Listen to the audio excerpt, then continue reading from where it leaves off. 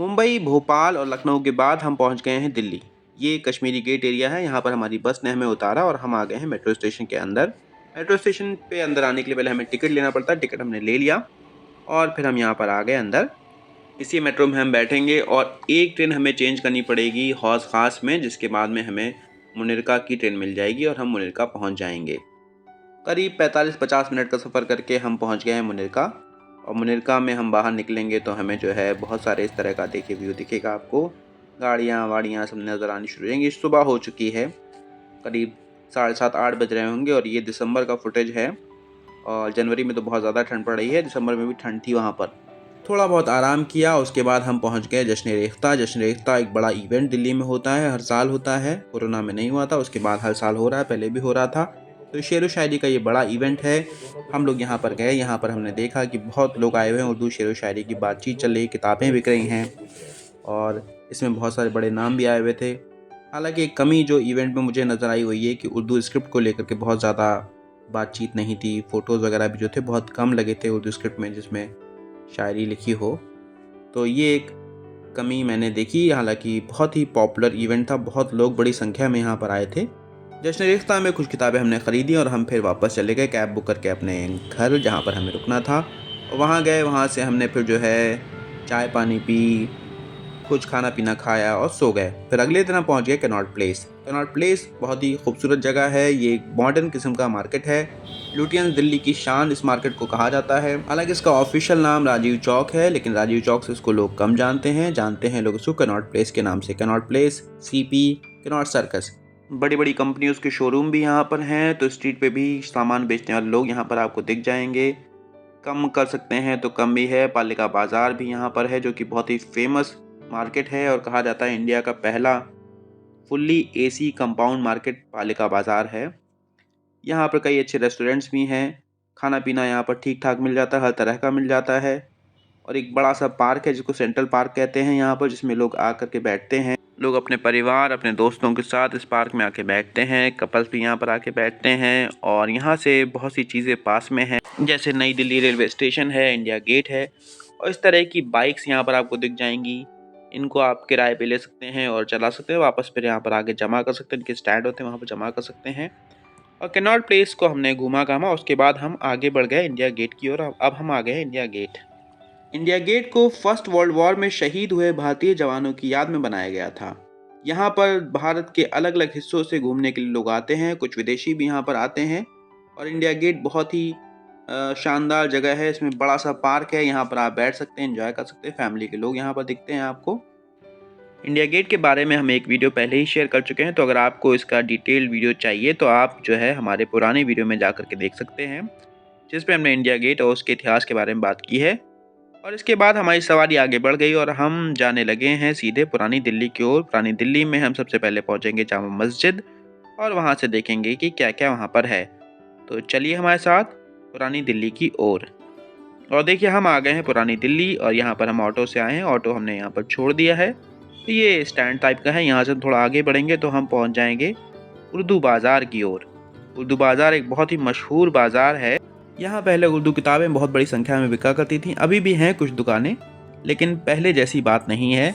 बल्कि यहाँ पर अब खाने पीने की दुकानें ज़्यादा हो गई हैं। कुछ और सामान स्ट्रीट पे बेचने वाले लोग भी यहाँ पर दिख जाएंगे आपको। इस तरह के रिक्शे आपको दिल्ली में नज़र आते ही रहते हैं, आम ही बात है। अगर आप दिल्ली गए होंगे तो आपको मालूम है। और ये आपको दूर आपको नज़र आ रही थी जामा मस्जिद, देखिए आपको फिर से नज़र आएगी। हम आगे आपको अंदर से भी दिखाएंगे। आज से कुछ 10 साल पहले मैं उर्दू बाज़ार आया था उर्दू किताबें ख़रीदने के लिए। तो उस समय कई सारी किताबें मैंने यहाँ से लेके गया था। उर्दू शेर व शायरी की यहाँ पर बड़ी किताबें मिला करती थीं।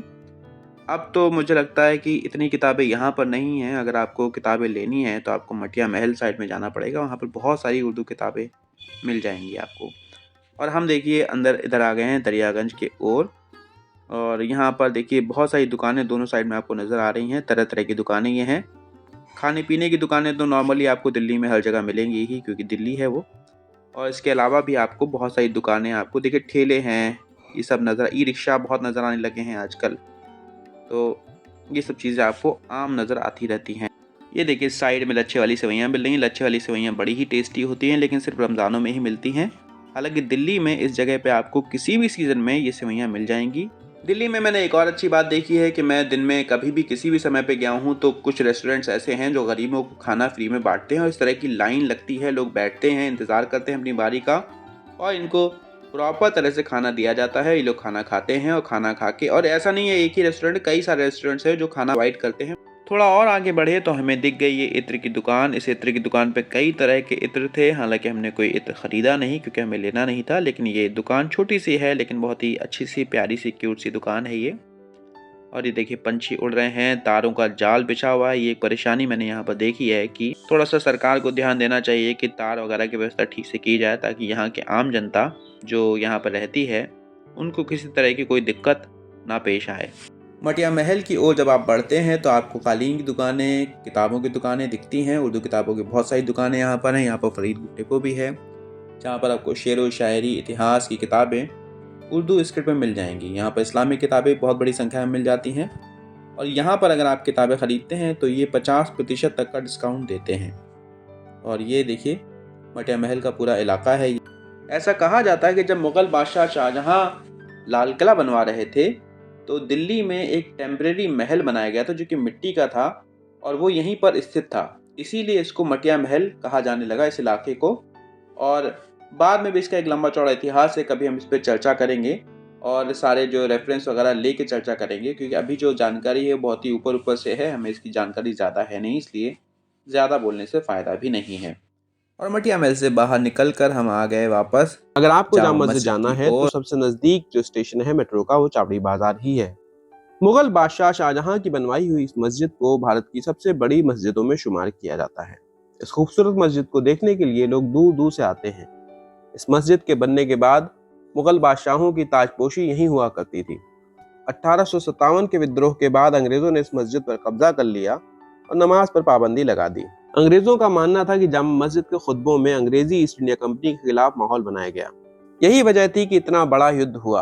लगातार बढ़ रहे विरोध के बाद अंग्रेज सरकार ने 1862 में मस्जिद दोबारा मुस्लिम समाज को सौंप दी। जामा मस्जिद घूमने के बाद हमने एक रेस्टोरेंट में खाना खाया और फिर घर की ओर बढ़ गए। दिल्ली में लाल किले का वीडियो हमने आपके साथ शेयर किया ही है और कुतुब मीनार इस बार हम घूमने नहीं जा पाए। दिल्ली में इसके अलावा और बहुत सी जगह हैं जहां का वीडियो हम आपके साथ शेयर करना चाहते हैं और हमें उम्मीद है कि हम आगे शेयर जरूर करेंगे, लेकिन इस बार जब गए थे तब वक्त हमारे पास कम था। फिर कभी जाएंगे तो दिल्ली की बाकी जगह भी आपको दिखाएंगे। तो ये वीडियो हमारा यहीं तक है। आपको ये वीडियो कैसा लगा हमें कमेंट बॉक्स में ज़रूर बताइए।